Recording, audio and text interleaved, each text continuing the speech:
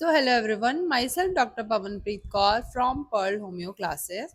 आज CCRH की तरफ से अगेन रिसर्चर्स के लिए फिर से न्यू वैकेंसी निकाली है CCRH ने, जिसमें दो तरीके की वैकेंसी इन्होंने दी है. One is for research associate and another is for senior research fellow.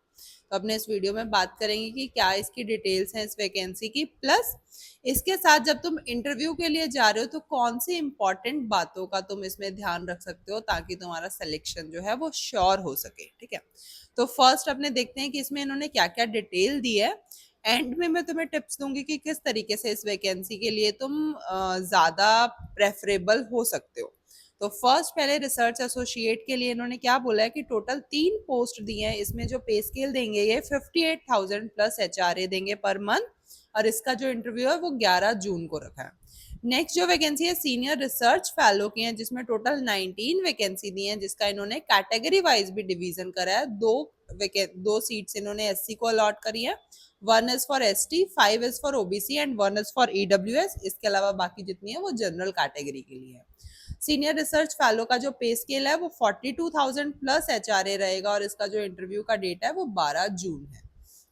Next जो रिसर्च एसोसिएट है उसके लिए मिनिमम क्वालिफिकेशन इनको क्या चाहिए, तो एक तो PG डिग्री होनी चाहिए होम्योपैथी में, MD होना चाहिए, चाहे वो किसी भी सब्जेक्ट से हो, सब्जेक्ट मैटर नहीं करता है. प्लस उसका एनरोलमेंट होना चाहिए सेंट्रल, आइदर स्टेट बोर्ड में होगा रजिस्ट्रेशन तो भी चलेगा. प्लस उसके साथ साथ में MD के साथ में मिनिमम 3 ईयर का एक्सपीरियंस चाहिए एज ए रिसर्चर.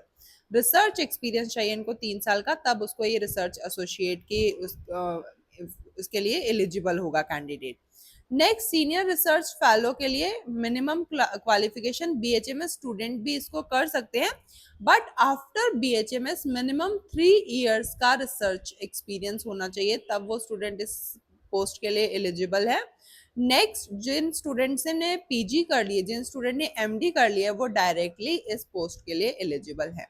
उसके अलावा डिजायरेबल में इन्होंने डाला है क्योंकि आजकल नेट का एग्जाम होने लगा है, या फिर गेट या फिर RET का एग्जाम जिसने दिया हुआ है, जो स्टूडेंट्स ने ये एग्जाम क्वालिफाई करे हुए हैं उनको ये प्रेफरेंस देंगे. एज का डिस्ट्रीब्यूशन जो है रिसर्च एसोसिएट के लिए लेस देन 40 ईयर्स का कैंडिडेट चाहिए, एंड सीनियर रिसर्च फेलो के लिए लेस देन 35 ईयर का कैंडिडेट चाहिए on the date of interview. तक जो है कैंडिडेट की एज इससे 40 और 35 से ज्यादा नहीं होनी चाहिए. इनिशियली जो ये वैकेंसी आई है 6 मंथ की आई है, बट मोस्ट ऑफ केसेस में जो ये वैकेंसीज निकलती हैं इनको कैरी फॉरवर्ड कर लिया जाता है. इनका जो पीरियड है वो जनरली एक्सटेंड हो ही जाता है. कहाँ पे पोस्टिंग रहेगी, तो दिल्ली एरिया में ही पोस्टिंग रहेगी. टाइमिंग जो है इंटरव्यू का वो भी इन्होंने बताया कि किस टाइम पे आना है. दोनों के लिए, दोनों डेज के लिए 9:30 से लेके 10:30 के बीच में रिपोर्ट करना है. वेन्यू कहाँ पे रहेगा, तो जो CCRH की बिल्डिंग है जनकपुरी वाली न्यू दिल्ली में, वहीं पे इसका इंटरव्यू होएगा. नेक्स्ट इन्होंने एनेक्सर दिया है, एनेक्सर 1. जिस दिन भी अगर तुम ये सारी, अगर कोई भी कैंडिडेट इसके लिए इंटरेस्टेड है इस वैकेंसी के लिए, और अगर वो इस एलिजिबिलिटी क्राइटेरिया में फिट होता है, तो वो डायरेक्टली इंटरव्यू के लिए जा सकता है. इसमें और कुछ तुम्हें नहीं करना है. ऑन डायरेक्ट इंटरव्यू के बेसिस पे ये इन पोस्ट पे सेलेक्ट करेंगे कैंडिडेट्स को. साथ में तुम्हें क्या करना है, जिस दिन जाना है तुमने ये एनेक्सर 1 की PDF निकाल के इस पे अपनी 2 फोटोज लगेंगी, प्लस ये सारी की सारी जो भी डिटेल्स यहाँ पे दी हुई हैं इनको एकदम सही फॉर्म में भरना है. कुछ भी मिस्टेक नहीं करनी है. सारी चीजों को क्लियरली भर के सिग्नेचर करके इसको साथ में इस एनेक्सर को लेके जाना है. प्लस इसके साथ साथ में तुम्हें और कौन कौन से डॉक्यूमेंट चाहिए, तो जो फर्स्ट लाइन के एंड में लिखा हुआ है ओरिजिनल सर्टिफिकेट, सारे जितने भी सर्टिफिकेट्स हैं तुम्हारे उनकी, इनको ओरिजिनल जो है वो तुम्हारे ओरिजिनल सर्टिफिकेट्स लेके जाना, क्योंकि वहां पे ये वेरीफाई करते हैं.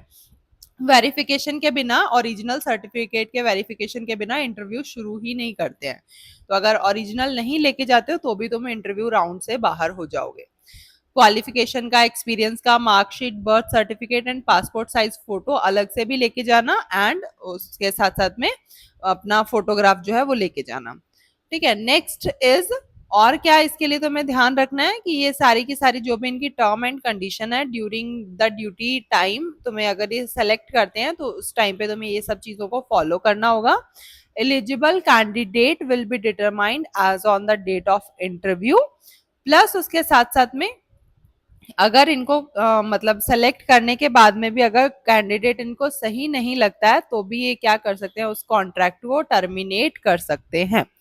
नेक्स्ट, अगर बहुत ज्यादा स्टूडेंट वहां पे इंटरव्यू के लिए पहुंचते हैं, तो अभी तो इसको इंटरव्यू बेस ही रखा है, but in case of large number of candidate reporting to the interview, तब वहां पे अथॉरिटी टेस्ट भी ले सकती है एक, उस टेस्ट के बेस पे, एंड देन इंटरव्यू ये अगेन कंडक्ट करवाएंगे।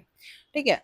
नेक्स्ट, अब तुम्हें यहाँ पे क्या ध्यान रखना है, किस बेसिस पे ये सेलेक्ट करते हैं, तो फर्स्ट ऑफ ऑल अपने को पता है किससे रिलेटेड वैकेंसी है, रिसर्च से रिलेटेड वैकेंसी है।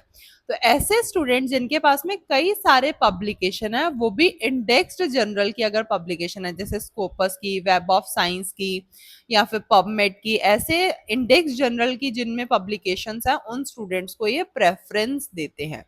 तो जिनके अभी तक पब्लिकेशंस नहीं हैं और आगे आने वाले टाइम में जो रिसर्च लाइन में जानना चाहते हैं, वो आप ट्राई करें जल्दी से जल्दी अपने पब्लिकेशंस करने की। मिनिमम 5 पब्लिकेशन तुम्हारे किसी भी जर्नल में, इंडेक्स जर्नल में होने चाहिए, तब तुम इस इंटरव्यू इन ऐसी पोस्ट के लिए, रिसर्चर्स की पोस्ट के लिए बहुत इजीली सेलेक्ट हो सकते हो। तुम अपनी तरफ से ये स्टेप जो है एक न्यू ले सकते हो।